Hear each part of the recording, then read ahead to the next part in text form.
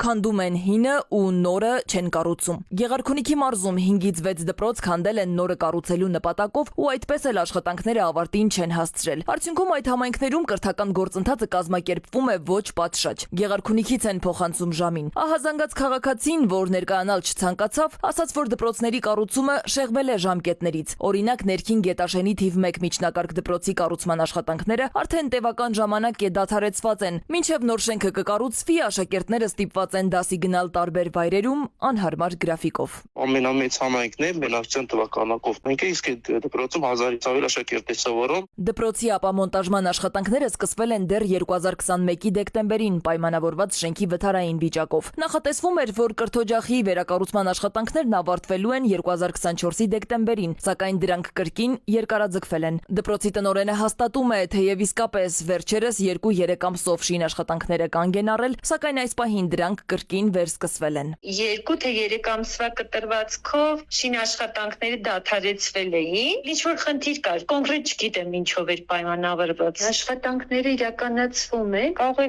գար տեղում համոզվել։ Քաղաքաշինության կոմիտեից էլ հակառակն են պնդում, աշխատանքները դադարեցվել են ընդամենը 1 ամսով, այն էլ կապալառու կազմակերպության կողմից։ Խնդիրը ֆինանսական է եղել, իսկ այժմ դրանք ընթացքի մեջ են։ Շինական աշխատանքների դադարի վերաբերյալ իր անհանգստությունը քաղաքաշինության կոմիտեն բազմիցս հայտնել է եւ կապալառու եւ տեխնիկական հսկողություն իրականացնող կազմակերպություններին։ Այդ շինական աշխատանքների ընթացքի եւ սահմանված ժամկետով աշխատանքները իրականացնելու ամբողջ պատասխանատվությունը կրում է կապալառու կազմակերպությունը։ Մինչև դպրոցը կվերակառուցվի, այս ընթացքում աշակերտների ուսումնական գործընթացը կազմակերպվում է տարբեր տարածքներում ու հաստատություններում։ Մենք բարերար ունենք, ով իր սեփական տունը հատկացրել է 12 դասարան 2 հերթով 8-ից մինչև իրիկվա 5-6-ը դասապրոցեսը տարական դպրոցը առաջինի 4 դասանը անցկացնում է այդ մասնաշենքում սեփական մասնաշենքա երկհարկանի մեծ տուն է, իսկ մնացած երեխեքը հիմնական դպրոցի եւ ավագ դպրոցի երեխեքը շուրջ 600 քանի երեխա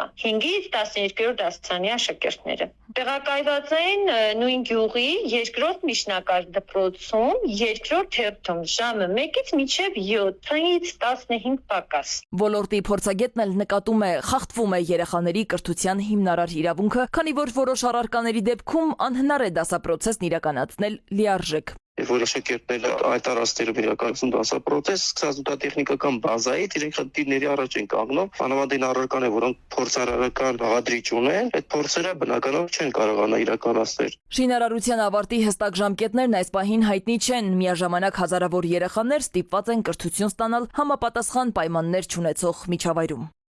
Սվետլանա Ավդիշյան, ժամը լրատվական։